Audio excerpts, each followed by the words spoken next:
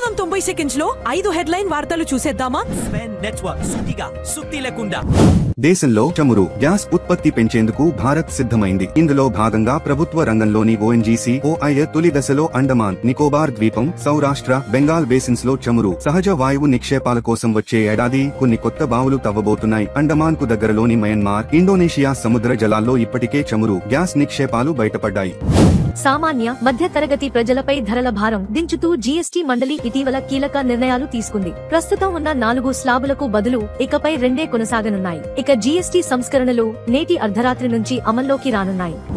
HB visa జారీల్లో Trump తీసుకొచ్చిన కొత్త నిబంధనపై శ్వేతసౌధం press secretary Karoline Leavitt X లో స్పష్టత ఇచ్చారు. హెచ్బీ వీసాపై విధించిన $1,00,000 రుసుము వార్షిక రుసుము కాదని, దరఖాస్తు చేసుకునే సమయంలో కట్టాల్సిన వన్ టైం ఫీజు మాత్రమేనని చెప్పారు. ప్రస్తుత వీసాదారులకు రెన్యువల్ కు $1,00,000 రుసుము వర్తించదని పేర్కొన్నారు.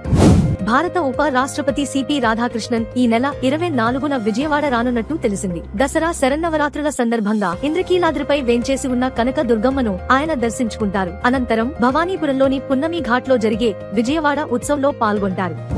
సభాపతి అనుమతి లేకుండా వరుసగా 60 రోజులు శాసనసభ సమావేశాలకు హాజరు కాకపోతే ఆ సభ్యుడు అనర్హులవుతారని ఉప సభాపతి రఘురామ కృష్ణంరాజు తెలిపారు. ఈ విషయం రాజ్యాంగంలోని ఆర్టికల్ 194లో చాలా స్పష్టంగా ఉందని, అసెంబ్లీ నిబంధనావళిలోని క్లాజ్ 187(2) లో కూడా స్పష్టంగా పేర్కొన్నారని తెలిపారు. సుత్తి కొట్టకుండా నిజమైన వార్తలను తెలుసుకోవడం ప్రతి భారతీయుడి హక్కు. సూటిగా చెప్పే మా స్వెన్ నెట్వర్క్ వార్తలు మీకు నచ్చినట్టు అయితే ఈ వీడియోను లైక్ చేయండి.